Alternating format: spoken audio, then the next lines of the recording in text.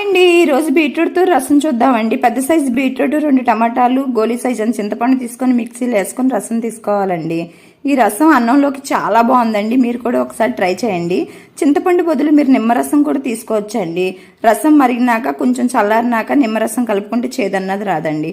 మాకు సపోర్ట్ చేయండి, షేర్ చేయండి, లైక్ కొట్టండి, అలానే సబ్స్క్రైబ్ కూడా చేసుకోండి. స్టవ్ వెలిగించుకొని గిన్నె పెట్టుకొని 1 స్పూనుడు నూనె పోసుకోవాలండి. ఇందులోనే 1/2 స్పూనుడు మెంతులు, సాయి మినపప్పు, పచ్చెనగపప్పు, ఆవాలు, 1/2 స్పూన్ జీలకర్ర, దంచి పెట్టుకున్న వెల్లుల్లిపాయలు, 1 ఎండుమిర్చి, కరివేపాకు వేసుకొని దోరగా వేపుకోవాలండి. ఇందులోకి కట్ చేసి పెట్టుకున్న ఉల్లిపాయలు, పచ్చిమిరపకాయలు, దంచి పెట్టుకున్న అల్లం, చిటికెడు ఇంగ వేసుకొని దోరగా ఎగినాక ఈ రసం తీసుకున్న బీట్రూట్ రసం ఇందులో తాలింపులు వేసుకోవాలండి. 1/2 స్పూన్ పసుపు, 1/2 స్పూన్ కారం, 1 స్పూనుడి బెల్లం, అలానే దీంట్లో కొత్తిమీర, గళ్ళుప్పు వేసుకొని మరగబెట్టుకుంటే చాలా టేస్ట్గా ఉంటుందండి. మీరు కూడా ఒకసారి ట్రై చేయండి. నచ్చితే సబ్స్క్రైబ్ చేసుకోండి.